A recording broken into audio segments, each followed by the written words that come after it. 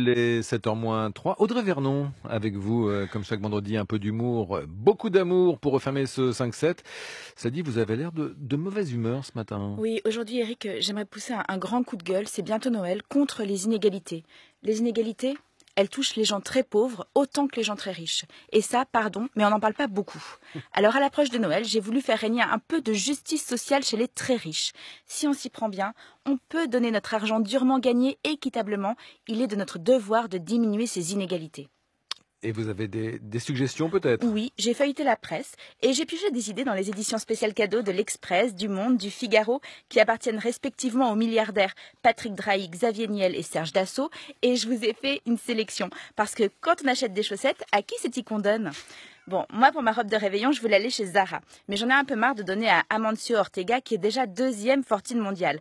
Donc, j'ai préféré aller en face, chez H&M, qui appartient à Stéphane Persson, qui n'est que 32e. Puis, je suis allée chez Comptoir des Cotonniers et Princesse Tamtan, donner à Tadashi Yanai, qui lui aussi rêve de devenir l'homme le plus riche du monde et qui en est loin.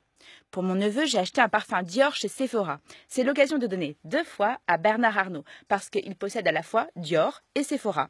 Alors attention, si vous achetez un parfum Dior chez Marionneau, là vous donnez à Bernard Arnault, mais aussi à Li Ka-shing, qui possède Marionneau. Bon, si on veut être équitable, il faut être assez tactique. Il y a des pièges. Si vous achetez un vêtement Yves Saint Laurent, vous donnez à Pinot. Mais si vous achetez un parfum Yves Saint Laurent, là vous donnez à Bettencourt. Bravo. Si vous achetez un parfum Yves Saint Laurent chez Sephora, vous donnez à Bettencourt et à Arnaud. Non, c'est subtil, mais quand on prend le coup, c'est vraiment une façon de s'amuser agréablement pendant qu'on fait ses courses de Noël. Pour mamie Jeannette, j'ai été chez l'Occitane acheter des savons. C'est l'occasion de donner au milliardaire pas du tout occitan, mais autrichien Reinhold Geiger. Une bougie diptyque qui sent bon le feu de bois, vous donnez à madame Doris Fischer. Bon, si vous êtes pauvre, que vous voulez juste offrir un livre, par exemple, le dernier Goncourt, Gallimard, Bernard Arnault. Ben ouais, c'est difficile de faire un cadeau qui ne vienne pas de lui.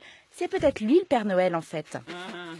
Bon, si vous voulez offrir des cadeaux high-tech pour rendre vos enfants gogoles, alors là c'est un festival. Vous offrez un cadeau chez SFR, c'est Patrick Drahi. Une tablette Apple chez Free, vous donnez à Lauren Jobs, à Xavier Niel et même à la fille de Bernard Arnault, parce que Xavier Niel est marié avec Delphine Arnault.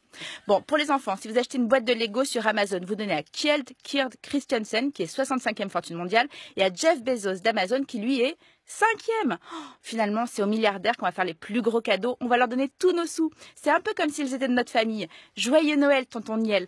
Passe de bonnes fêtes, Tati Bettencourt. Par contre, si eux veulent nous faire des cadeaux de Noël à nous, les pauvres, moi, je veux bien de la terre, de l'air, de l'eau. Bientôt, il n'y en aura plus. Ils les ont tous utilisés pour fabriquer des cadeaux.